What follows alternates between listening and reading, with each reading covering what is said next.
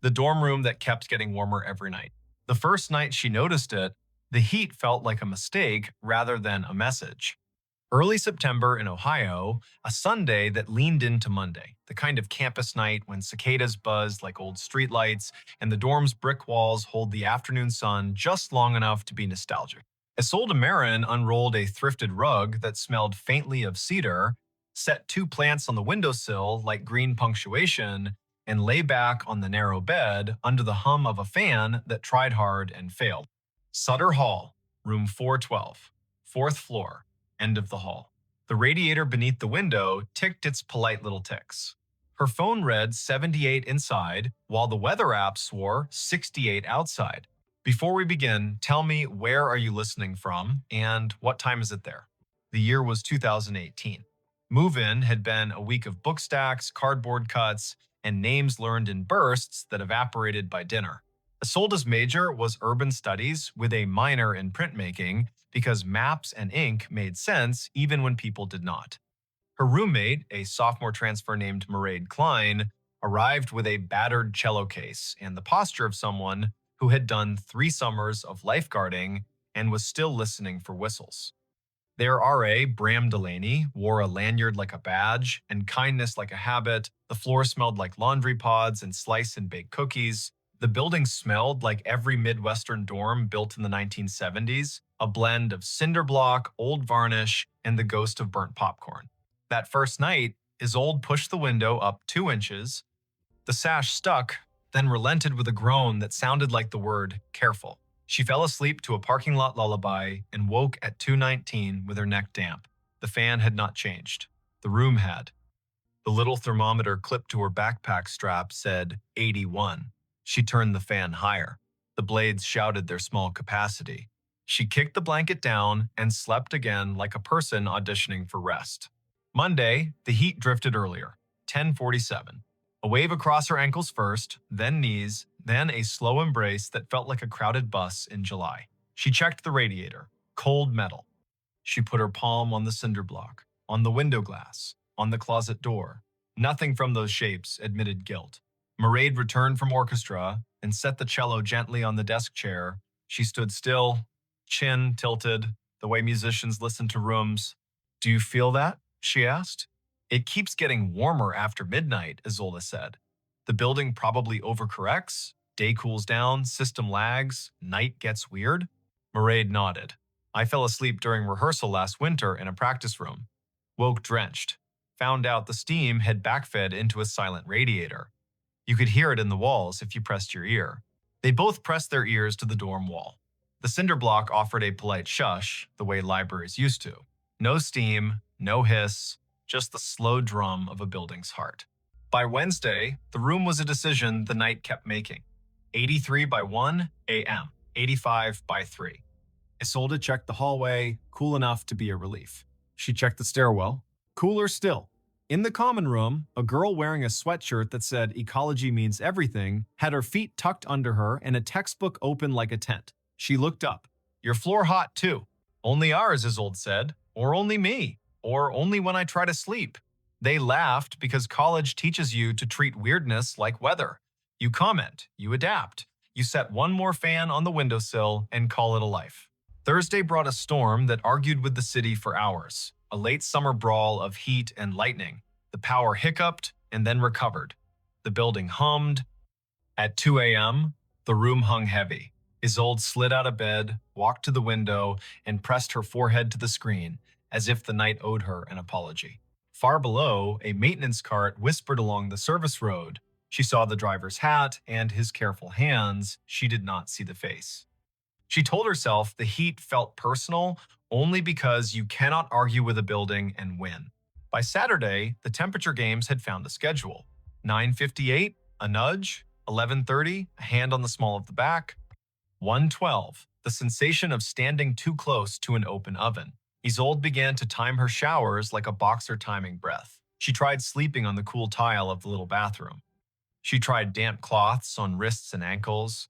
She tried a sliver of ice in a hand towel held to her throat. She tried pretending it was fine. She told no one at home because her mother would only worry and send articles about heat stroke and her father would suggest a hardware store trip that distance made irrelevant. Sunday night, Mairead woke first. She swung her legs over the side of the bed, said a word that sounded like, "What is this?" and went to the window. The sash had dropped the last inch by itself at some point in the night, closing with that old house suction that makes a soft kiss. She lifted it again, hot air breathed in, not outdoor hot. Not the honest humidity of a Midwest night, different, like the air that escapes when you open a dryer in a laundromat and forget to step back. "We call maintenance in the morning," Mairead said. "We tell them we have an invisible sauna. We use likable voices and the phrase safety concern." Monday morning, Bram came with a clipboard and his likable voice. He listened earnestly, took the temperature with a cheap tool that blinked numbers nobody trusted, wrote down 86, and then underlined it as if underlining were a wrench. He called facilities. They promised someone by afternoon. The someone arrived at 4:19, late enough to be human, early enough to look like hope. His name patch read Gentry. He was the kind of person who stands in a room like it has a puzzle only he can solve and then smiles when the puzzle turns out to be harder. He checked the radiator, the thermostat no one had noticed in the corner with its tiny slider, the vent slits high near the ceiling that made the room look like it could breathe if it wanted to. "Steam off," he said. "Air handler off. You got a ghost heater." He grinned to make sure they understood he meant the phrase and not the ghost. But he knocked on the radiator anyway, knuckles to iron, the way some people knock on wood when they do not believe in luck and practice it just in case. He opened the closet and frowned. "Do you mind?" he asked, and shifted their shoes to one side. Behind the shoe rack, a square of plywood patched a hole in the wall. Screws, paint over paint. He crouched, fit a screwdriver into a head, and worked it loose. When the panel came away, a breath of air came with it. Warm, the kind of warm air that has been waiting its turn. "Old Chase," he said. "Big one. They used to run steam risers along these shafts in the 70s. Maybe a repair, maybe somebody capped something and forgot to ask the night to forgive them." He put his hand into the dark space and paused. He was not afraid. He was listening. Hear that. They leaned closer. At first, only quiet, then a small sound.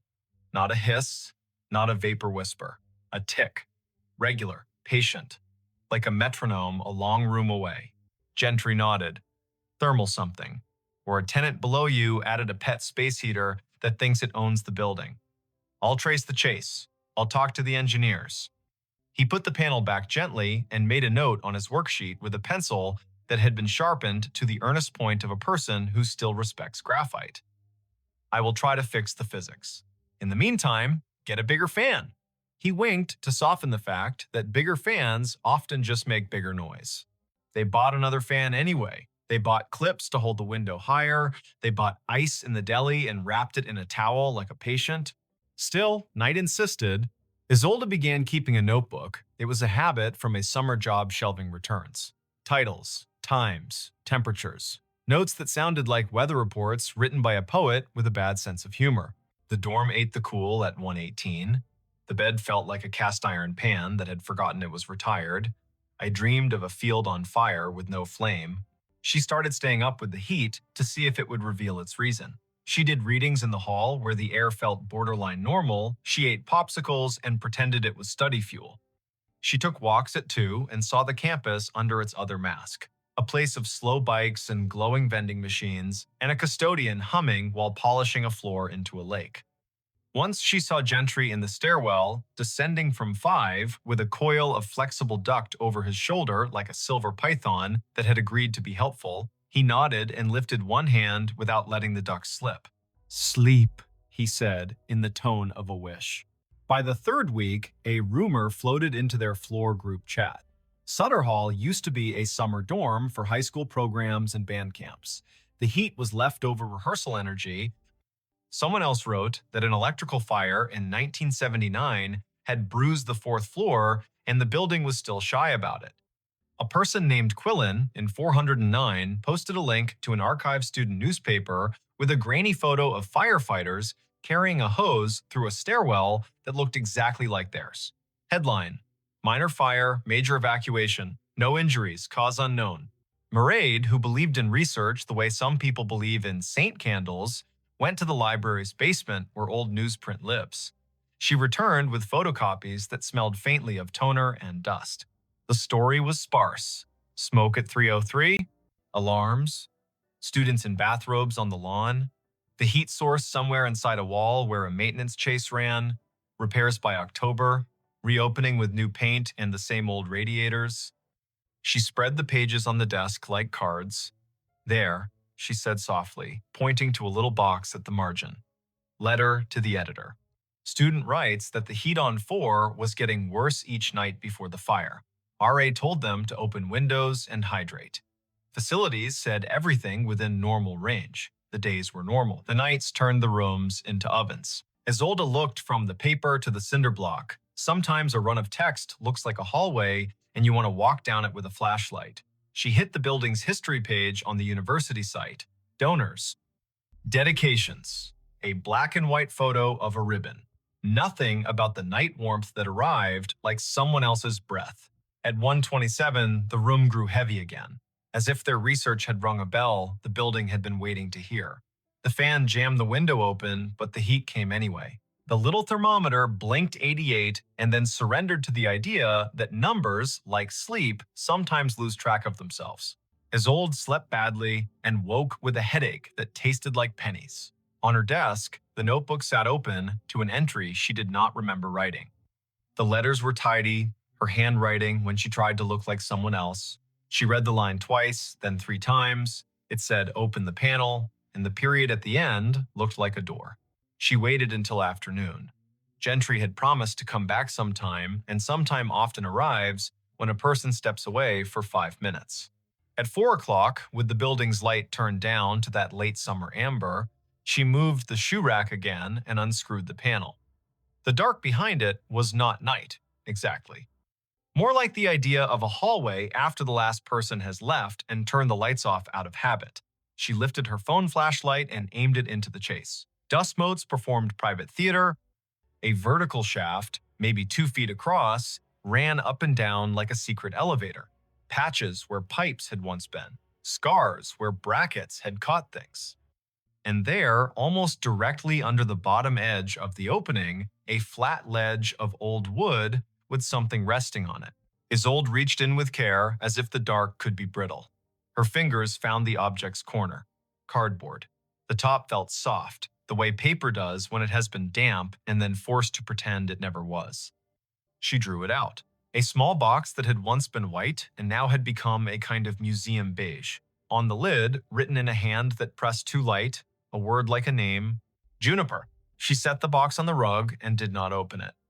She waited, and the waiting gave her permission to continue.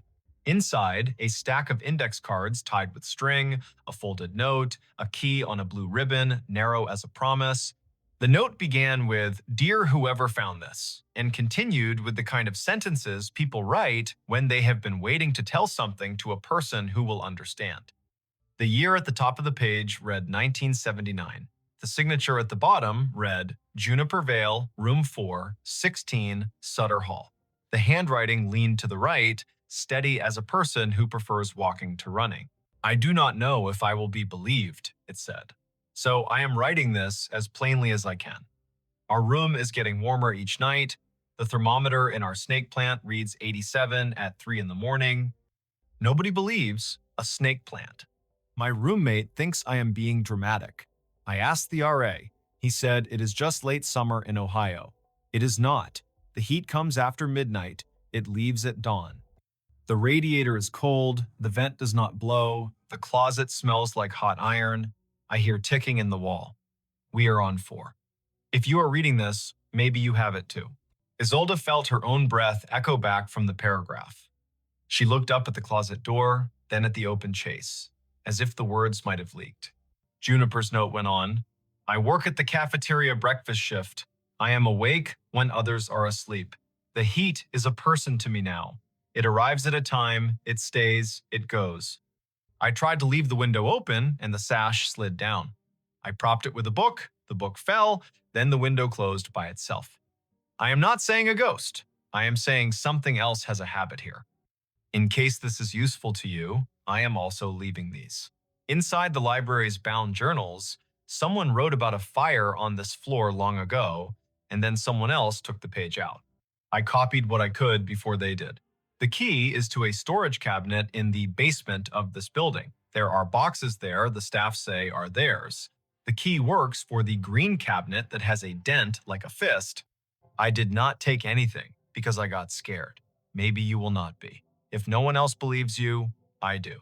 I believe you enough to hide this where the building keeps its secrets. If I am wrong, throw this away.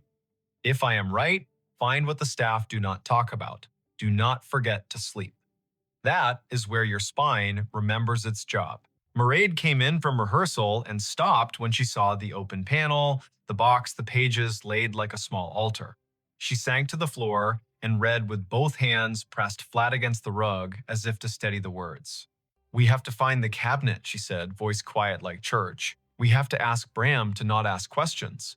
Bram did ask questions because that is also the RA's job. When he saw the note and the box and the panel, he bent his head. He was not a superstitious person, only a person who had worked 3 summers as a camp counselor and learned that buildings hold mood the way lakes hold wind. I can get you into the basement, he said. I will walk away from the door and hum loudly so that if anyone asks me what I was doing, I can say I was humming.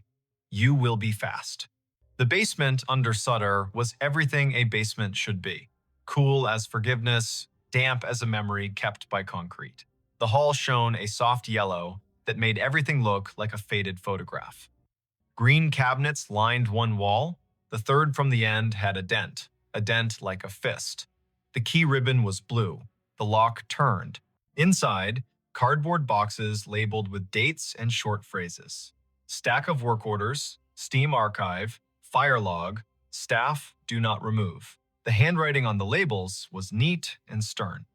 Mairead reached up and slid one down. The bottom sagged ominously. They set it on the floor. Inside, manila folders swollen with damp and years. Isolde opened one and pulled a sheet carefully so it would not split. Work order, Sutter 4.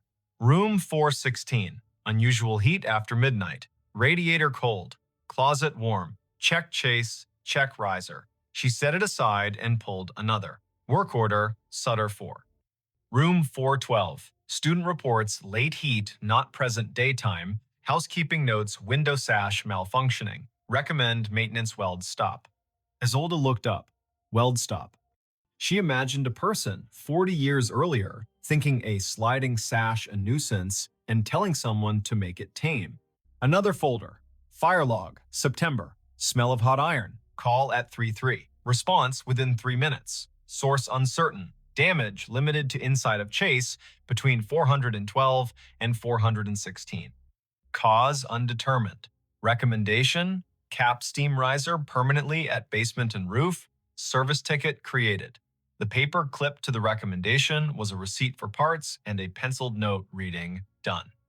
A second note added another sentence in a different hand. Night crew reports residual heat persists. Monitor. Mairead pressed her palm over her own heart. This is the story of every building that tries to forget. The parts get fixed, the habit stays. They took photos with their phones like archivists on a deadline. They replaced the folders in the box with the care of people dressing a child who was finally asleep. They locked the cabinet. Bram hummed. The hallway air kept its cool. Back upstairs, they sat with the panel open and the note on the rug, and the cooling afternoon creeping through the window like a kind visitor. Isolde's notebook waited with its white page. She wrote, Juniper, thank you. She did not know where to put the sentence, so she put it on the first line under the date so it would be the thing the day had to carry. At 1:28, the heat returned. It did not surge. It arrived politely, like a person who has been taught to knock. Isolde sat on the floor beside the open chase and placed her hand just inside without touching any side. The air felt warmer than the room, as if the chase were a throat exhaling a breath it had saved. What do you want? She said aloud, not because she thought the building would answer, but because sometimes the voice knows which door truth stands behind. The tick came again, regular, small. Isolde counted between ticks. 3 seconds, 3 seconds, 3 seconds. The rhythm made a shape in her mind, not a clock, a valve. A thing that opens and then holds. A thing that believes in intervals. She looked at the radiator. At the elbow joint where the old pipe met the shutoff wheel, a tiny telltale stain had crept along the seam, brown and precise. She leaned closer. Warm, not hot. Warm like a wrist. Gentry returned the next day with a partner whose name patch read Tova. They listened, as technicians do when the room is allowed to make its case. Isolde showed them the cabinet photos. Tova's lips kept a straight line while her eyebrows confessed their feelings. They pulled the panel and shone better light. They found the old riser, capped, cool. They found a newer run of conduit laid up the side at some later date, carrying wires, not heat. They found insulation collapsed onto itself like old cake. They found nothing that pointed to a flame or a hiss. Tova ran a thermal camera along the cinder block. The screen glowed in false color. A vertical stripe warmer than its neighbors lay behind the closet and the head of the bed. Not red, not danger, yellow shading into orange. Residual, Gentry said, could be heat migrating from a lower source, could be a hot water loop bringing showers to the floor below with more enthusiasm than planned. But the loop below doesn't run at 3 in the morning, Tova said. She had the nap schedule of the building memorized. She pointed to the thermal stripe. This is a habit. They scheduled a shutdown for the following night, midnight to 4. The building would sigh and then sleep while they opened valves and listened for the kind of silence that tells the truth. Bram knocked on doors and posted signs. The girls in Ecology Means Everything, Sweats, groaned about showers and then agreed. The 4th floor exhaled in a collective okay. At 12:12, the pump slowed. The fan in 412 made its small, brave wind. The window held at 3 inches with 2 clips like a pair of loyal hands. At 1:27, the room still warmed. Not as high, not as fast, but enough to say, I am here. Isolde sat on the rug and pressed her shoulder to the closet wall. She closed her eyes so hearing could be her only job. She heard the tick. She heard Myreed's breath even. She heard, outside, a late skateboard roll between classes like a drum. And she heard, very faint and not from the chase at all, a tone. Not a pipe, not a fan, not foreseeable. A note, caught and held. Then gone. She opened her eyes. Mairead was looking at her with a musician's gaze. You heard it too. What is it? Isolde asked. A harmonic. The kind you get when a sympathetic thing vibrates because its friend is nearby. She touched the cello case. Instruments do it, rooms do it, bodies do it when they are convinced. She stood, walked to the bookshelf, lifted a glass of water, and set it on the radiator. The surface quivered. A ripple. A second one. The pattern of the tick. Mairead tuned by memory and sang a single, low pitch, almost under her breath. A hum that could have been mistaken for a thought. The glass shivered. The tick in the wall danced out of step, then found her beat, then stilled as if listening, then returned. What if, she said quietly, all this is sound pretending to be heat? Isolde did not laugh. She had learned the month prior that grief can pretend to be a quiz grade and hunger can pretend to be impatience. Why not sound pretending to be heat?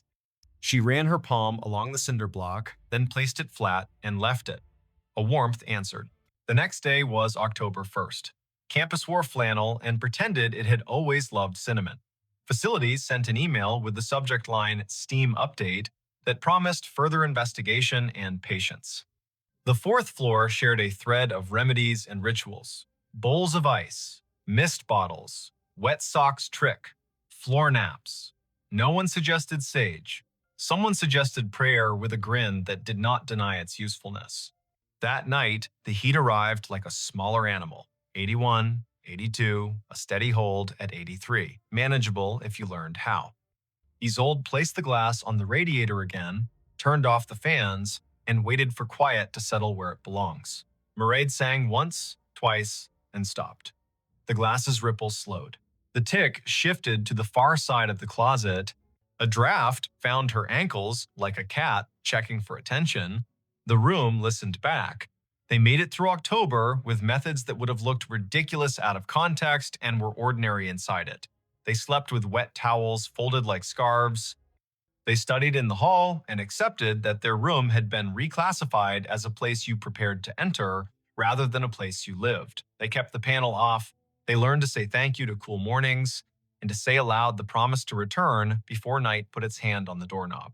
One evening, after a storm blew leaves against the window like letters trying to enter, Bram knocked and leaned in. "Facilities found something," he said. "You want to come see?" The invitation sounded like a friend offering to show you where a magic trick hides its thread. In the basement, Tova stood beside the building's old heart, piping like veins, valves like knuckles, tags tied with string, naming parts from an era that believed names mattered. She pointed to a run that disappeared into the wall beneath, where 412 would stand above them. Here, a capped branch, not steam, an old electrical conduit bypassed years ago. It sits next to a hot water loop. When the loop runs heavy during evening showers, it warms the conduit and then the chase. The chase carries that warmth upward. At night, when the loop cycles to keep the building from feeling abandoned, the warmth lingers. The panel in your closet became the mouth of it. A small chimney with no smoke. Gentry tapped the conduit with his knuckle. You could call it physics, you could also call it habit. Either is the right answer. They installed insulation around the conduit. They added an air brake in the chase so warmth would stop treating the wall like a ladder. They replaced the window's stiff cords so the sash would consent to stay where a human asked it to stay. They promised it would help. They did not promise everything. It helped. The nights cooled to numbers that looked like decimals instead of pronouncements. 77. 76 when the wind took an interest. Isolde slept without wet towels. She still woke at 1:27 once, for no reason except the body's loyalty to former alarms. She lay there and listened. The room made its old house noises. Outside, snow rehearsed far away and then gave up. She fell asleep, mouthing the word juniper the way a person mouths the name of a bus stop, to remember where to get off next time. November brought a letter.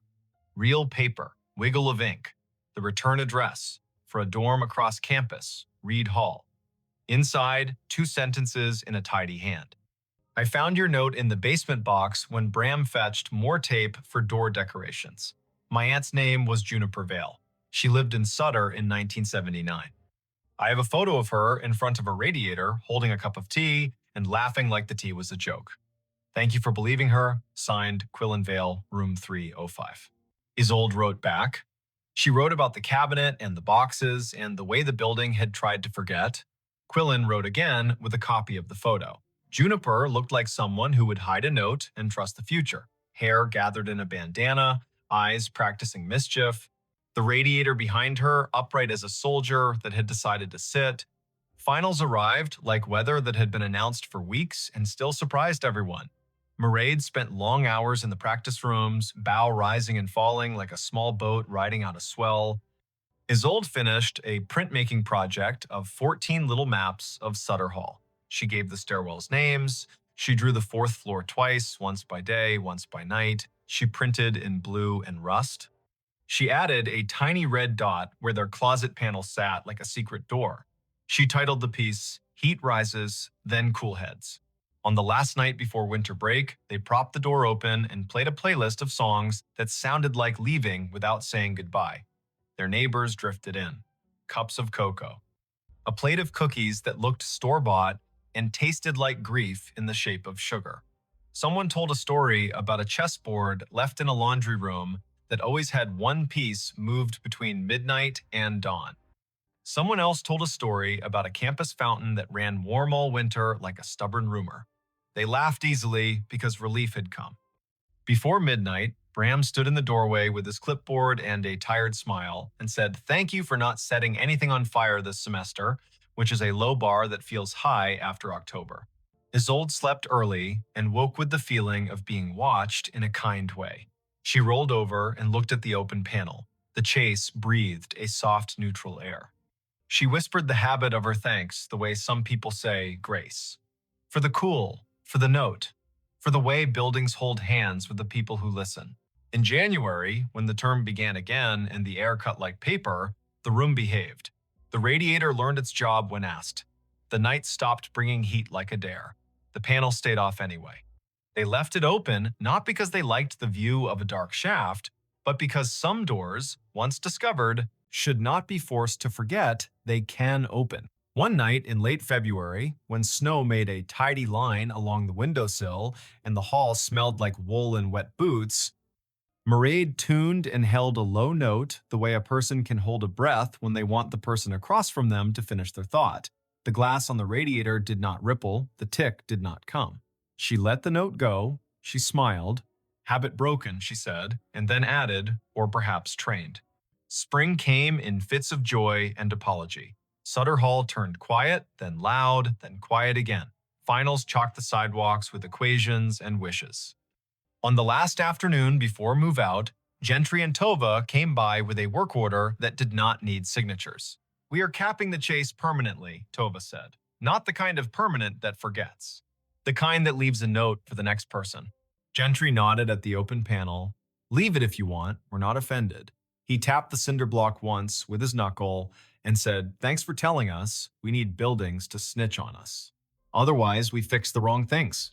They closed their boxes. They took the plants off the sill. They rolled the rug into a new shape.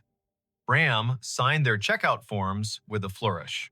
In the hall, Isolde taped one last paper to the wall at eye level between 412 and 416. Not a manifesto, not a myth, a map. She had printed 2 copies. The little red dot, the words, "If your room gets warmer every night, you are not dramatic and you are not alone." The panel in the closet is held by 4 screws. Please listen for the tick. Please go to the basement cabinet with the green dent. And please, sleep. Your spine remembers its job when you do. She signed it tiny, just initials, because the story did not belong to her alone. Years later, when she would sleep in cities with windows that sealed shut and air that arrived by command, she would sometimes wake at 1:27 and rest her palm against the wall. Habit. Memory. A check-in with the building around her. She would feel the honest cool of drywall. She would hear the thrum of someone's TV 3 floors down, or a neighbor's late laugh, and think, heat pretended to be sound, then sound pretended to be heat, and we learned to name what was ours to name. If you are listening to this, and your room keeps getting warmer every night, put your hand on the wall. Count between the ticks if you hear them. Call the person with the name Patch and the quiet eyes. Ask them to look for the habit behind the system. And if you find a note in a chase, write your own, then leave the panel open long enough for the room to remember it can breathe. The night will arrive either way. It is better when it finds you ready, with a glass of water on the radiator and a song in your pocket that knows how to lay its hand gently on the room and say, "We hear you, we're staying. We're going to keep you company until morning cools the world back into something we can bear." He followed the whistling into the cornfield. He told himself it was wind in the stalks, nothing more. But the sound had shape, and it carried a tune the way a bottle carries a ship. It rose up from the edge of the north field just before midnight, thin and certain, 3 notes first, then a run, then a pause, that felt like a person making room for breath. The night in Story County, Iowa, was the kind that makes a kitchen window into a mirror. He stood with one hand on the sill, the other around a chipped mug, and the whistling kept at it, unafraid to be heard. Before we begin, tell me where are you listening from and what time is it there? This was late September 2015. The day had been warm, sky rinsed clean after a brief storm, gravel roads drying into their usual rattle. The farm sat a mile and a half south of Nevada, east of the Skunk River, where it hooks like a lazy elbow. The corn had gone that heavy, dull gold that means the grain is ready and the husks are sick of holding on. In the house, the bedside clock down the hall said 11:52. On the porch, a moth bumped the bulb, reconsidered, bumped again. Merritt Dow listened and felt his scalp move, the way skin does when a memory gets up and looks at you. He had heard whistling most of his life, but not like this. His father had been a whistler when he repaired the sickle bar, when he checked the tension on the auger belts. His grandfather, too, walking the rows with a plug of tobacco and a tune older than the tractor. Merritt could place a tune by county if you gave him a night and a jar of iced tea. This one, though it didn't belong to any porch or station wagon, it had the small brightness of a fairground and the old soul of a hymn, mixed wrong on purpose and still somehow right. He set the mug down, pulled on his boots without bothering with the laces, and stepped into the porch light. The whistling came again, 3 notes that stepped down like someone walking off a train. He clicked off the switch. The yard went honest. The gravel drive was a gray river. The corn made its tinny rain sound whenever the breeze remembered its job. To the north, the trees along the fence line held their breath. Merritt had a habit of heading toward curiosity as if it were a calf out past the fence that needed fetching. He took the flashlight from the hook, the heavy kind with a rubber grip, and checked the batteries the way a person checks their pulse. He told himself this was neighbor trouble, or a kid from town testing bravery on a Friday dare. He told himself this was what the night does to grown men when sleep holds them by the elbow and then lets go. He told Dinah, the old collie, to stay. She licked once, turned in a tight circle on the porch rug, and stayed. He crossed the yard, past the big maple that had survived lightning by pretending it hadn't happened, and stepped onto the headland by the north field. The first road took him in like a store's door chime. The stalks were tall and dry, leaves bent into knives. The ground was soft from last week's rain and held his boot prints as if for reference. He waited for the whistling. It came from farther in now, or the rose had changed the way sound bends when it's forced to choose a path. He chose a path. He took row 18, the one that ran with the slight slope and the way water teaches roots to drink. His father had run the planter careful this spring, GPS straight when the signal behaved, by eye when it didn't.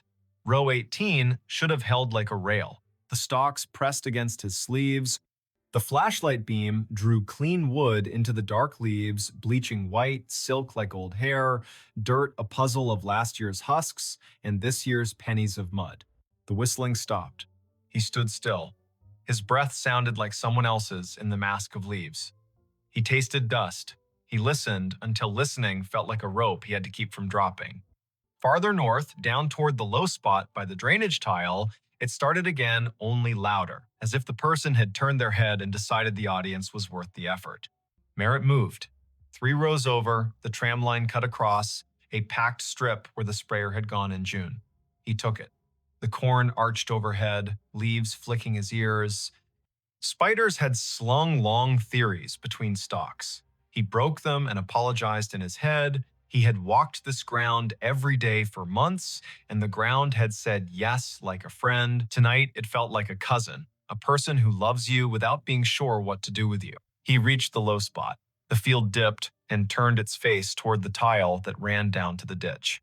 The air was cooler here, lined with the smell of black earth that keeps secrets for centuries, because that's what it was paid to do.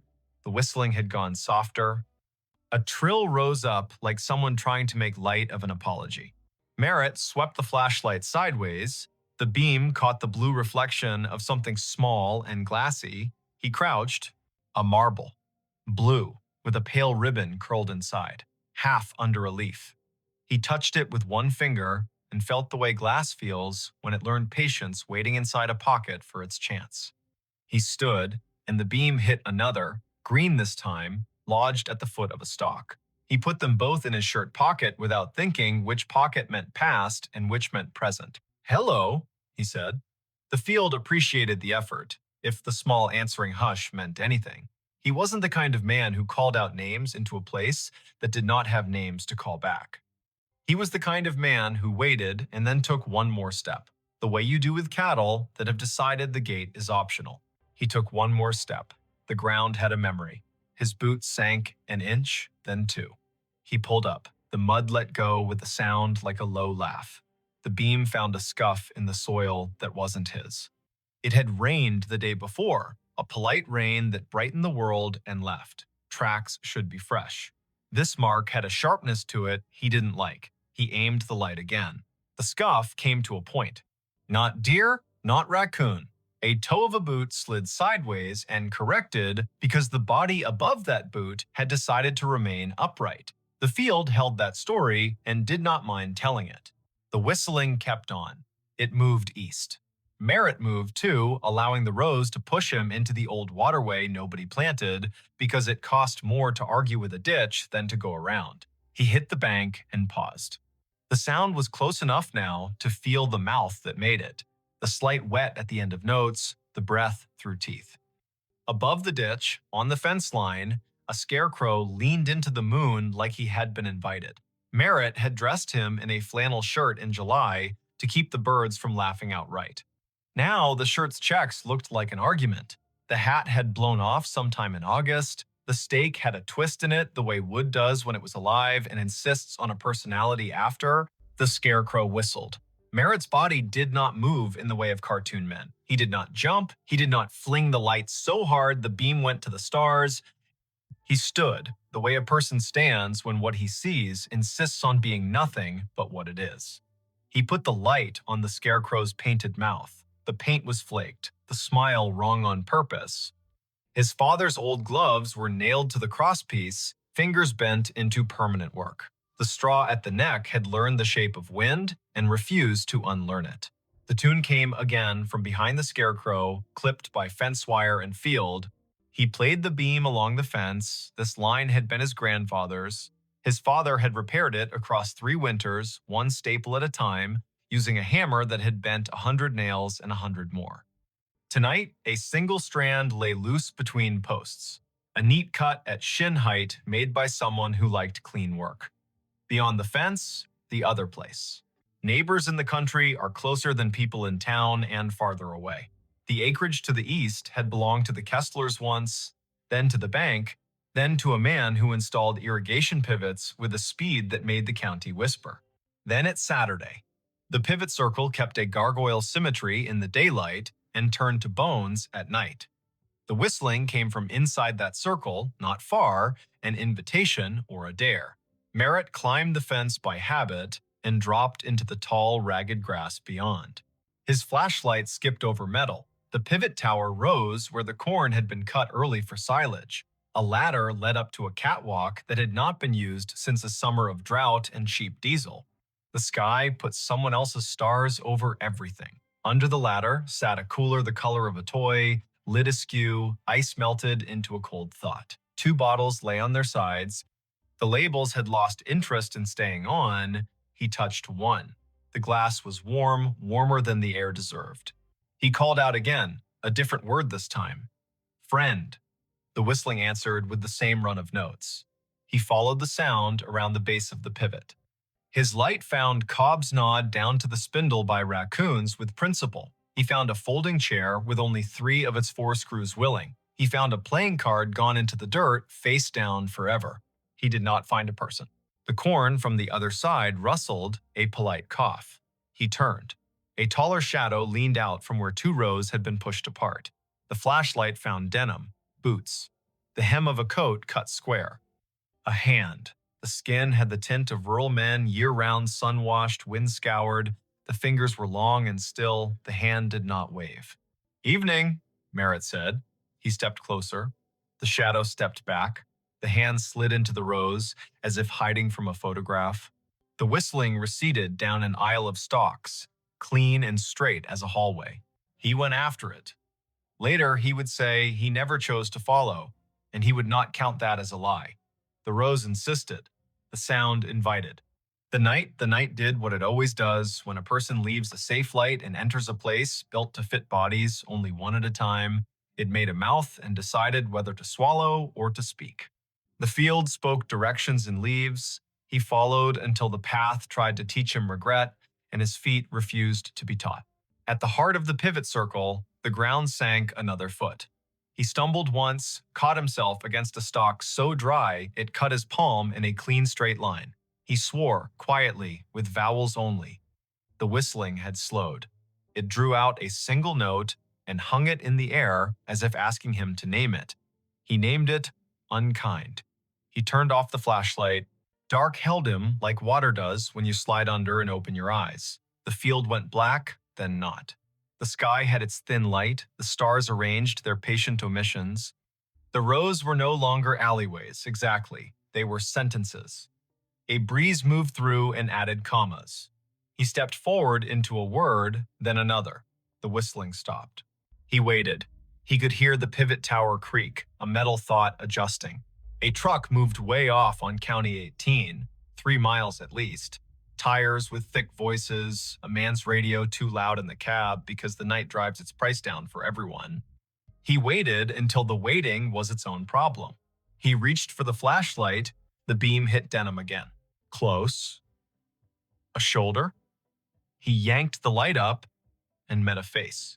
It was not a face he knew from today. It might have been a face from a photograph under glass at the county fair, past names, eyes poured in. The hat was the wrong cut for now and the right cut for when hats were more than hats. The eyes adjusted to light with the slow patience of a barn cat in a doorway. The mouth held a shape that wasn't a smile and wasn't what comes later. The cheeks were hollowed in, the way working men's cheeks sag when they finally let the day have them. Don't, the man said, not loud. He lifted one finger the way a teacher does when she'd rather not get stern. Don't shine. Merritt lowered the beam to the man's chest. The denim had a tag that read, Kessler in faded thread, as if a mother had stitched it when mud was the usual weather. The man nodded, brief. He put 2 fingers to his mouth and whistled the run again. The notes slid under the leaves and came back altered by straw and distance. Had to see if you'd come, the man said. He did not offer his name. He did not ask Merritt's. The field did the introductions it believed in.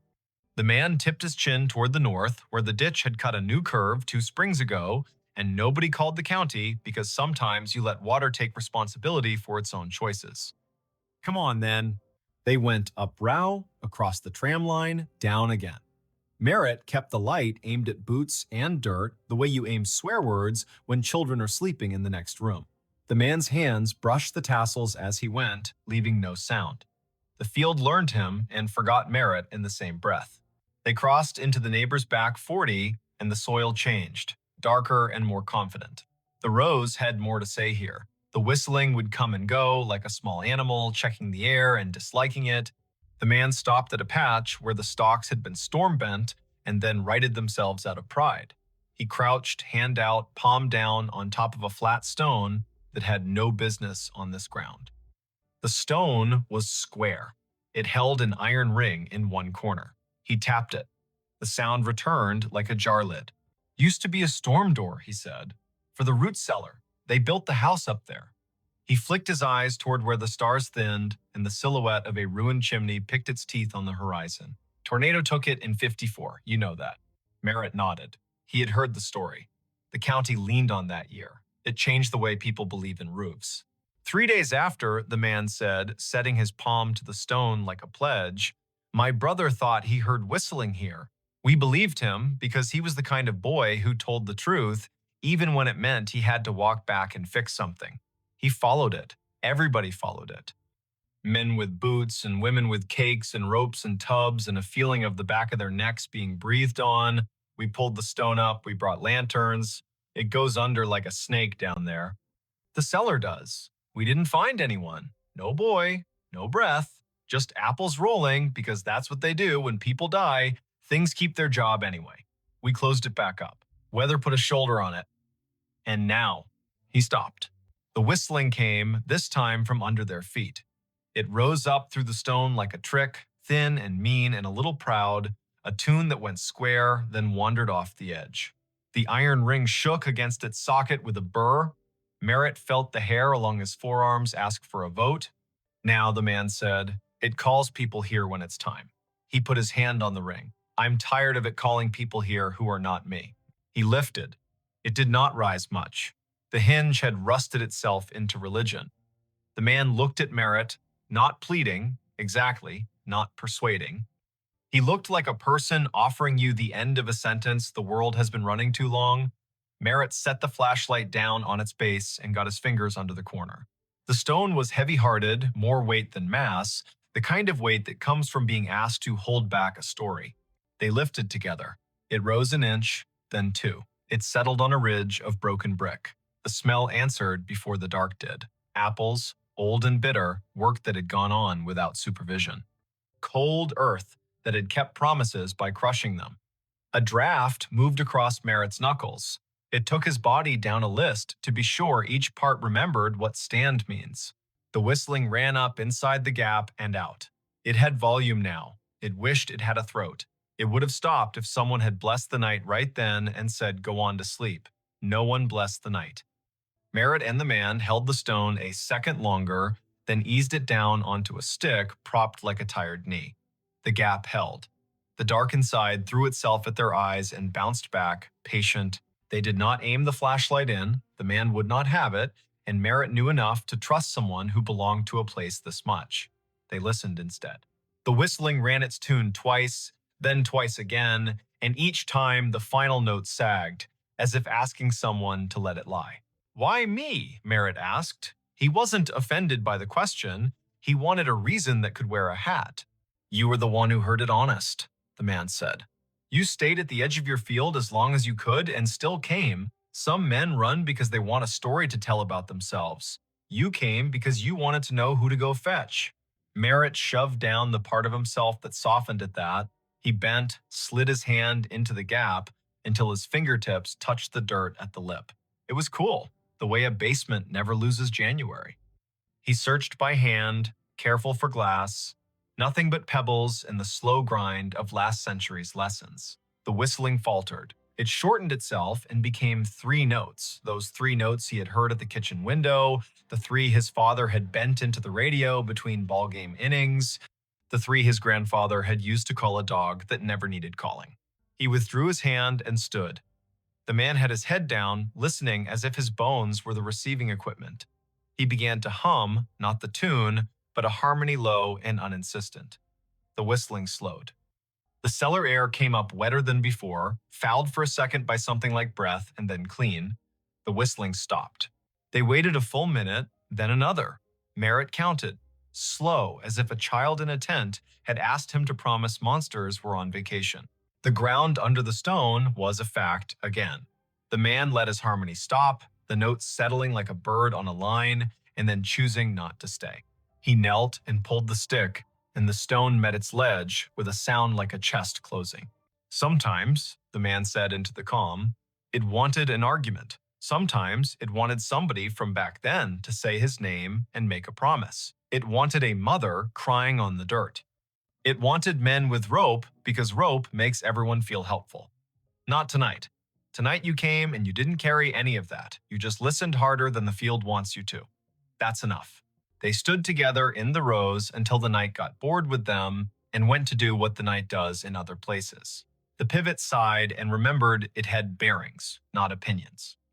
The ditch water moved on its way, not fast, not slow, never wrong. A coyote put a sentence into the air and another answered, and both sentences agreed to end where they did. The man tipped the brim of a hat he wasn't wearing and turned back into the corn. His boots made no more sound than a thought that knows its limit. Merritt found his way to his own side of the fence. The cut strand had not healed. Fences need hands. He climbed and dropped into dirt he had paid for with 3.5 decades of rain and frugal Sundays. The scarecrow leaned the same way. His flashlight picked out a nail that had worked proud where a glove met wood. He tapped it back in with the handle, the small sound a hope.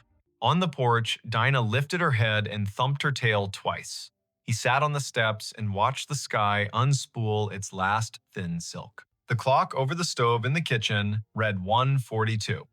A local freight passed through town without asking anyone's opinion. The night had its usual old chair smell. Merritt took the marbles from his pocket and rolled them in his palm. He did not take them in the house.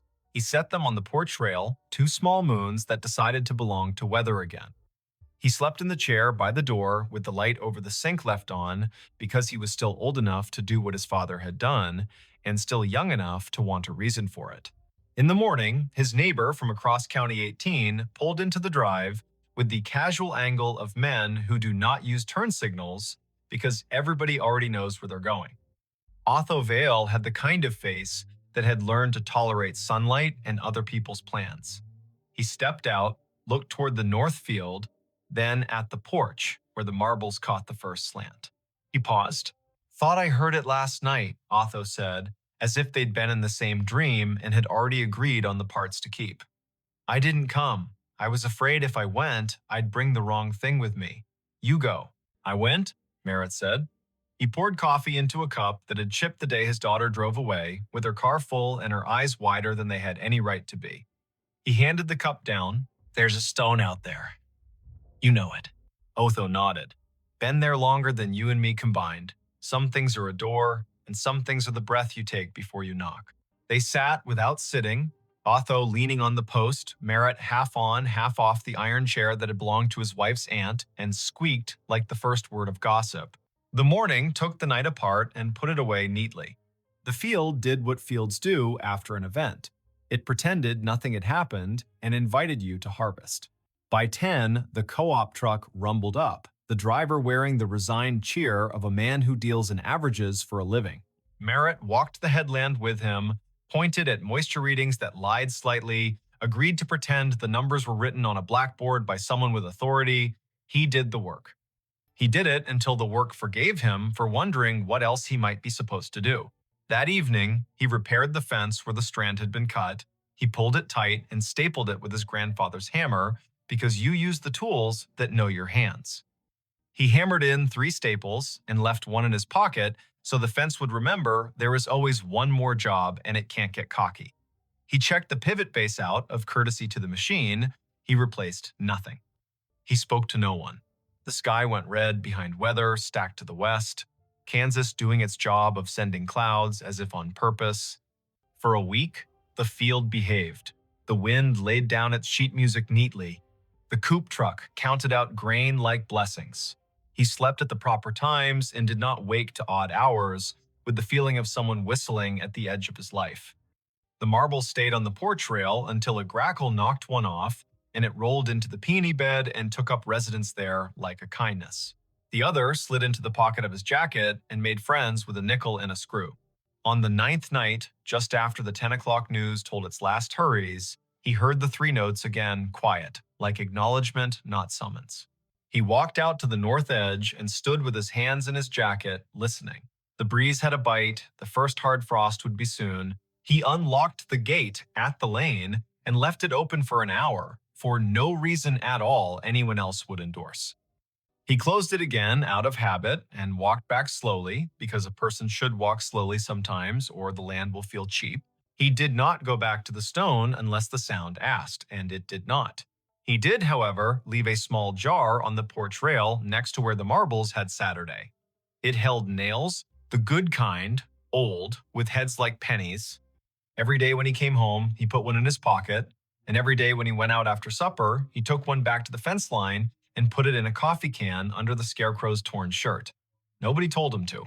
He liked the weight exchange. He liked that fences need reminding and that the world is not improved by a man who ignores a slack line because his thoughts are more interesting. October reached both hands across the month and pulled. The trucks came and went. The harvest went well enough that he stopped thinking about what could have been if it had rained 4 more afternoons in August. He slept, he woke. The whistling did not return in any way that made him leave his chair. He began to tell himself he had imagined a portion of it, as a man will do when a thing does not ask for money or apologies. Near Halloween, his daughter called from Cedar Rapids, a night shift at the hospital, voice folded with fatigue and the kind of joy that remembers to leave room for the day. He told her about the fence and the harvest and the brakes squeal on the auger wagon that he had decided to live with until January. He did not tell her about the cellar. He would, maybe, when she brought the little boy down for Thanksgiving and they stood by the ditch and talked about frogs like a miracle. He would, maybe, if the field asked them both. In late November, after the last corn went into the bin and the bin talked in its sleep, the county put on its winter color. The field showed ribs, the ditch showed its honest bottom. The wind took one of the scarecrow's gloves, and Merritt did not replace it because some things are beautiful at half done. He walked every line of his ground one afternoon with the sun low and the temperature willing. At the fence, by the pivot circle, under the coffee can where he had been giving the fence its nails, he found a small thing. A train ticket for a child, maybe, not used. Edges scrolled by, damp and patience. The print read, Nevada to Ames, 2 bits. He turned it over. On the back, someone had written 3 notes the way some people know and others never will, little ovals marching up and down a ladder of lines. The ink had migrated slightly into the paper, the way memories do in older heads. He put the ticket in his pocket with the nickel and the screw and the marble that had refused the peony bed. He looked toward the stone without moving his face much, because a person does not want to give a field reason to brag. He said thank you into his jacket as if the cloth were a helper. He walked home. Winter did what it does. It scoured the county down to the essentials. It made the roads into suggestions and the kitchen into a chapel. It put the sound of the furnace into his bones and the number of snow shovels in the garage into a bigger argument than necessary.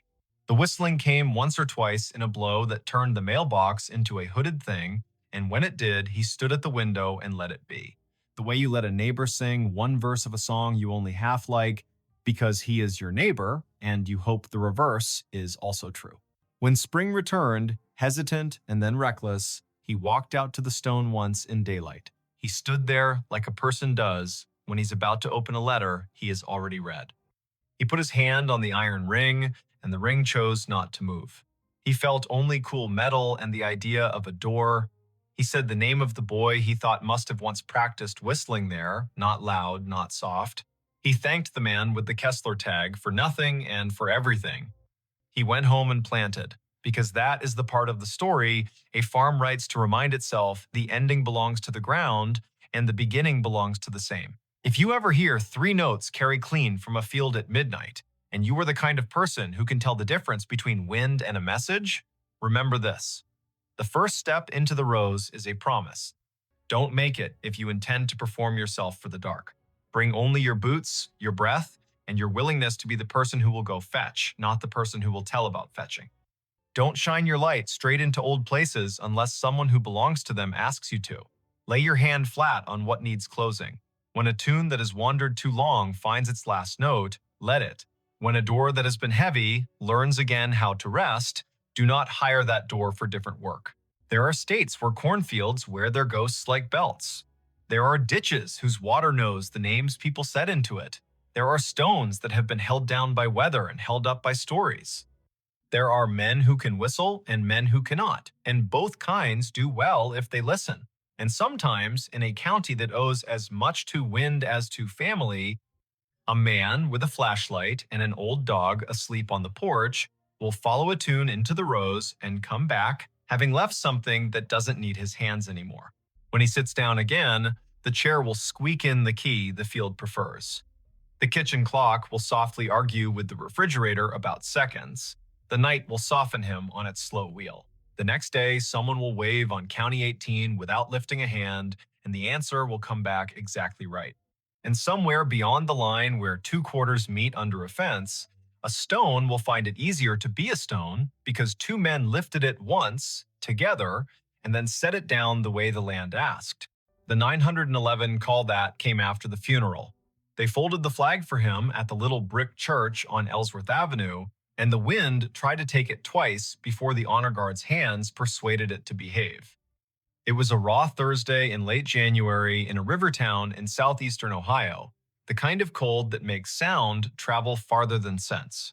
The man in the casket was Eamon Ridge, a volunteer firefighter and the sort of neighbor who shoveled 2 extra porches without mentioning it later. The service ended at 4, the last handshake landed at 4:20, and by nightfall, the street had gone back to being only a street. At 9:13, Leora Penn took her seat at the county dispatch console, slid on her headset, and watched the board come alive. At 9:31, the line marked 911 flashed with a familiar number. His number, the man everyone had just buried. Before we begin, tell me, where are you listening from and what time is it there? Leora had fielded storms and barn fires, and wrong turns called in as kidnappings. She had coaxed calm from people whose words came like hail on a tin roof. She had heard the first breath of a baby through a phone held in shaky hands, and the last breath of a stranger who needed someone to hear it. She was 34, kept her hair short to keep the headset from snagging, and wore a gray cardigan because the room ran cold to keep the computers honest. Her desk held 2 photographs wedged into the bezel of the monitor. One showed a river in summer, green as a promise. The other showed Eamon and his daughter Cass standing in front of the station engine with that look people get when duty gives them a reason to grin. The year was 2022. The county had upgraded the system. and the board pulsed with the soft light of new money that still felt like a borrowed suit. Lines identified towers and cross streets. Repeat callers had little tags. When Eamon's number flashed, it wore the tag she had put on it a year ago, Station 4. Her stomach made a small, foolish turn. Her hand did not. She tapped the line open. 911. What is your emergency? Static, not empty. The kind of static that carries weather in its mouth. A faint hiss like tires on wet asphalt far away, then a click as if someone had covered the microphone with a thumb and lifted it again. Leora glanced at the automatic location box. The system offered a circle that could have been a dozen blocks wide and no more. The tower showed the bluff above the river. The timer on the call rolled past 10 seconds, then 15. The headset warmed in her hand. "Hello," she said, voice even, the way training turns fear into architecture. "If you can speak, I am here." Something moved under the static. A breath, slow, disciplined. The way firefighters learn to breathe through a mask like they are rationing the ocean. She had listened to Eamon for years as he called in traffic stops and barn smokes and mutual aid requests in that unshowy voice he kept, even when the ceiling thought it was tired of being a ceiling. Her throat tightened without permission. The board did not care. It kept time. The night supervisor, Brandt, rolled his chair closer, not touching her cord. He was 50, part-time philosopher, full-time keeper of snack drawers. His eyebrows asked a question he did not give words to. Leora tapped a note onto the incident log with deliberate fingers. Caller number displays as decedent from earlier funeral. Open line. Faint audio. Possible misroute for memorial device. Possible spoof. Monitor. Eamon, she said quietly, because sometimes names open doors the way keys do. If you can hear me, give me any sound. The line breathed once more, then found a voice. Not bright, not ghostly, a man speaking like someone who had walked all day and only now remembered he could sit. It said one sentence, 3 words, patient, back door locked. Brandt's hand hovered over the radio mic. Leora nodded once. He paged Station 2 because Station 4 was morning and Station 2 would show up with their coats half buttoned and their hearts arranged like a team. He sent them to the Ridge home on Quince Street, the small white place with a porch swing that had never let a guest feel foolish for needing to sway a minute. Leora kept her voice on the line. Back door, locked, she repeated, writing it, hearing it, feeling the way the sentence wanted to be a map. Is someone inside? Nothing answered at first. Then a second sentence, softer. Cass asleep. Brandt's fingers were already moving the way piano players do when the song makes them want to be faster than they are. Officers on the midnight swing shifted their routes without complaint. The medic crew out of town angled their rig toward Quince in case Grief had found a trick that needed medical names.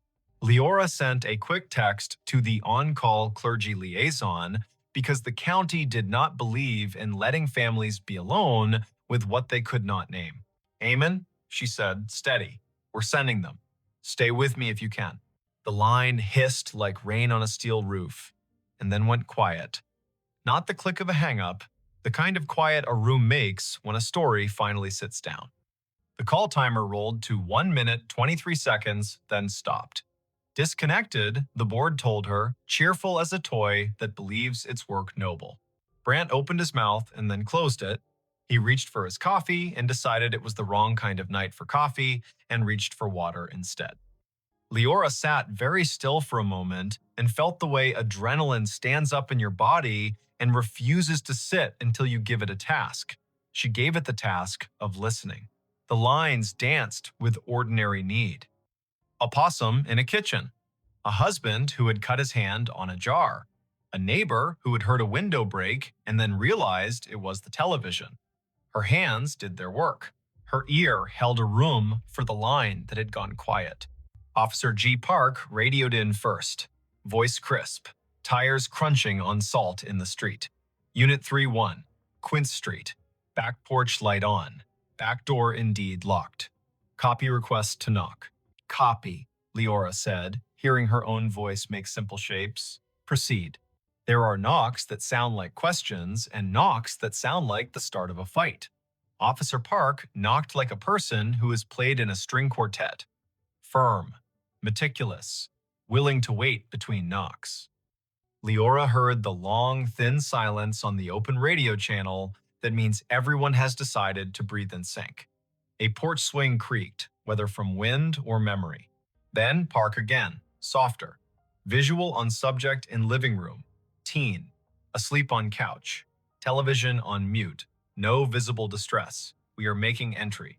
Park called the locksmith number taped to his visor, because there is always one, and he also called the small cheat that officers inherit, which is to lift the back door on its tired hinges when you turn the key the wrong way. The door opened, a floorboard confessed itself. Park moved through a small kitchen that smelled like heat and spice and thyme. He said, quiet as a blessing, Cass, it's G, it's me. The girl woke with that rough sound grief makes when it has only just let go for half an hour at last. Back door, Park said into his shoulder mic. Locked, now secured. Subject breathing, oriented, tearful, says she fell asleep and forgot the back after the last aunt left. She says her dad would have said it. She says she heard him say it sometimes, even when he was alive, when she forgot. I'm locking up, then staying here until her aunt returns. The call had been the little bridge a county makes when one house cannot manage all its doors alone. Leora typed. She logged, she breathed. She answered a call about a siren that would not stop on a fire alarm panel, which is a call that can ruin a night or return it to its usable shape.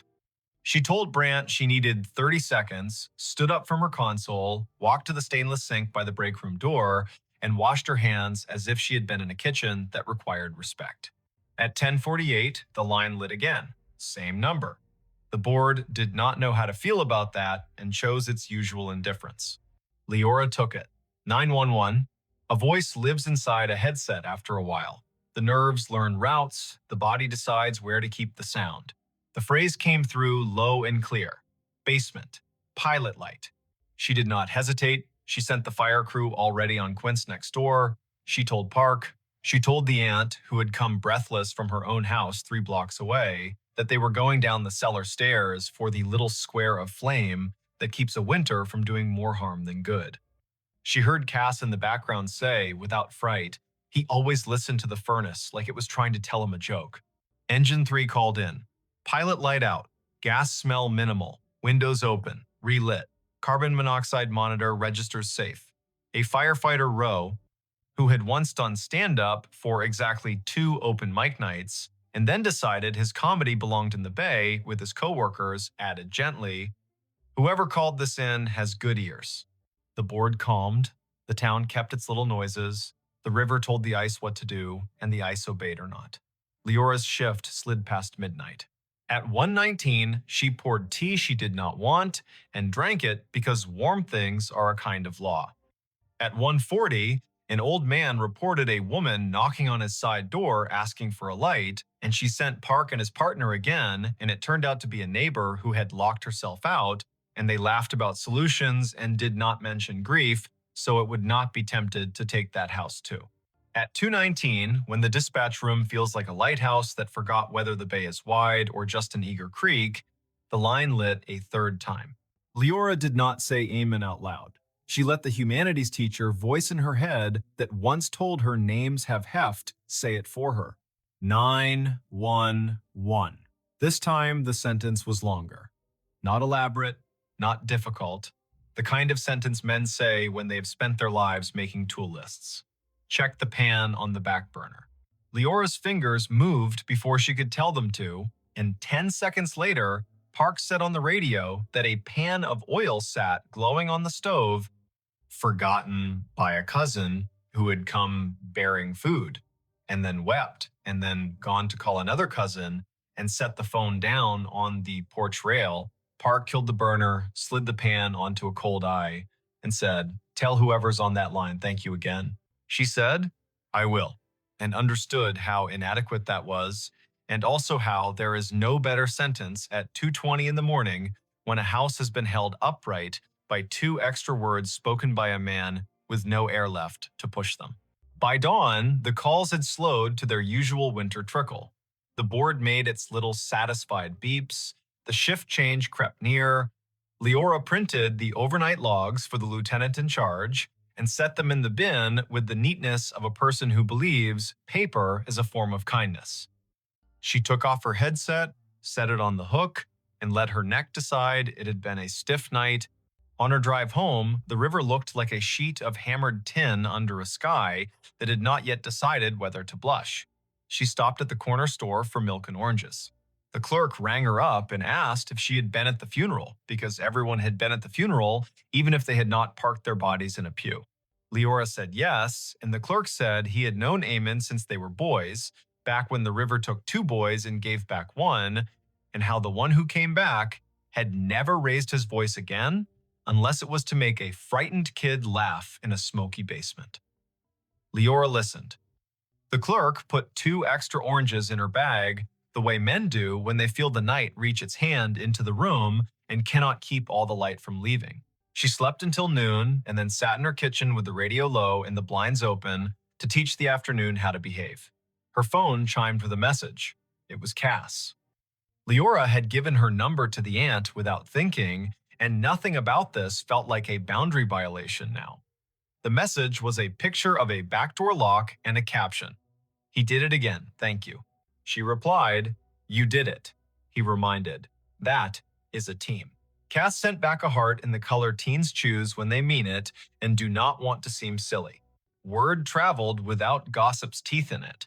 People told each other the version they could bear. Some said the call after the funeral had been a trick of towers, an echo, a message scheduled by a grieving mind that had set a reminder on a phone.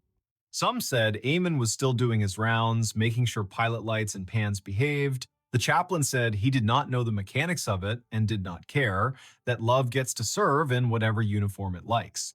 The fire chief said quietly to Leora, if my number ever lights your board and I am not in a position to help myself, send the crew. I will not be offended if you use my name to get them there faster. It is Wannon. The next week brought the kind of snow that erases the edges of things. Leora worked 3 overnights in a row and learned to sleep in squares of 4 hours like a cat. She took a call from a man who had found his wife on the floor and guided him to count and compress, and the medics arrived before the counting rasped the hope out of his voice. She took a call from a woman who had locked herself in a bathroom because her boyfriend had stopped being gentle, and she kept the woman talking about the photograph on the wall while the officers climbed the stairs 2 at a time. She did not think about the line until it lit again 2 Fridays later at 1 in the morning. She kept her voice clean. 911. Eamon's voice came again, thinner, like a person speaking through a scarf. It said, in a tone part instruction and part apology, box of matches in the junk drawer beside the oven. Throw them out. She told Park. Park went. He opened the drawer and found a box that had wicked itself damp and mean. He took it to the back porch and soaked it and binned it and then came inside and wrote a sticky note for Cass that read, your dad told on you. She woke to it and laughed in that shocked way laughter has when it has been given back its license to exist. Not every call was that kind. Once, the line connected, and all Leora could hear was faint wind and the hollow tick of a cooling engine, and she understood, without needing the lieutenant's later confirmation, that this had been the night the station bays opened, and Eamon's truck had been driven back from the long, slow procession, and the engine had clicked in that language. Machines use to admit fatigue. Once, the line carried only a sound, like boots on gravel, exactly 3 steps, then the pause of a man looking at a sky he used to know from a ladder truck. Once, nothing came at all, and still she stayed on the line the way you stay on a porch after a friend has gone inside, just in case one more sentence needs to come out and walk around in the air. Spring loosened the river. April made the churchyard look less stern. Cass finished school with a concentration that made her teachers write small notes on the bottom of her papers. You have turned into a person who trusts herself. Leora saw her at the station on an open house Saturday, and the girl hugged her the way nieces do their aunts without asking for the right to be related. They stood under the engine bay's great door and listened to the way small kids treat sirens like musical instruments when given permission. Cass said she sometimes still heard it, the way a voice comes into a room without needing to open the door. She said the voice had told her to bring in the porch rug before a thunderstorm that would have flung it across the block. She said the voice had told her to drink water before her stomach had the language to beg for it.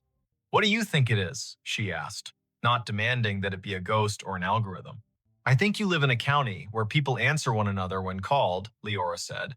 "I think sometimes lines open from one room to another because the rooms were built that way by love. I think if we say it out loud too many times, the day will get shy and pretend it never happened.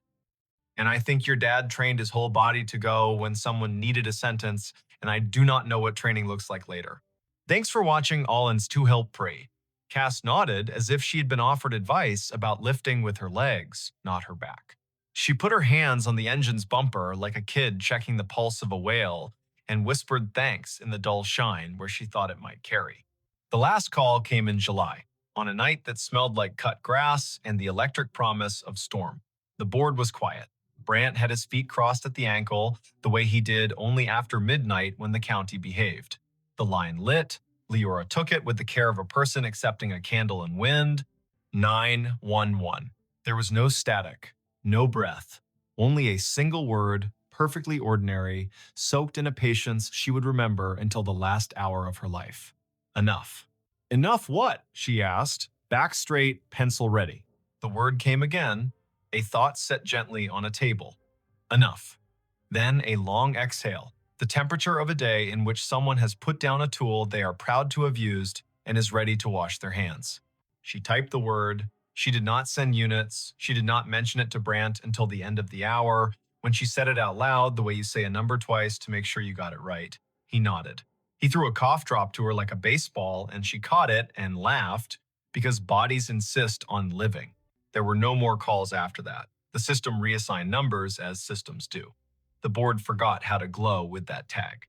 When Leora sat at her desk and the photographs leaned against the monitor made their steady witness, she still sometimes heard the faint tap of a firefighter's gloved hand on a doorframe, the universal signal for ready. She bought a small, heavy key hook for her own kitchen, put it by the back door, and never forgot again. She found that when she walked past the Ridge place on mornings when she needed to see the river before she could trust the day, she would look at the back door and feel not a haunting, not an ache, but the exact rectangular comfort of a thing that had been understood and done. If this kind of thing ever happens where you live, if a phone rings after a set of shoulders in town have lowered themselves to the work of grief, if a name appears on your console that your heart wants to call impossible, do what Leora did. Answer. Stand in the narrow bridge between rooms, ask short questions with soft edges, send help, write down exact words. The world is made of exact words and the work that follows them. Believe nobody and nothing too hard. Let the river decide what is memory and what is rumor. And when the voice finally says enough, let your hands say thank you by resting them, palm down, on the desk you have kept clean so the night can put its weight there for a minute. And if you are sitting in your kitchen with a back door that gets forgetful, say the date out loud to bring the day to heal. Late January 2022. Early April 2022. The hot night in July when rain forgot its manners.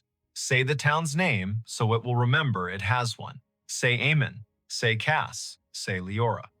Practice the sentence that saved a pan and a pilot light in a teenager who deserved a house that understood locks.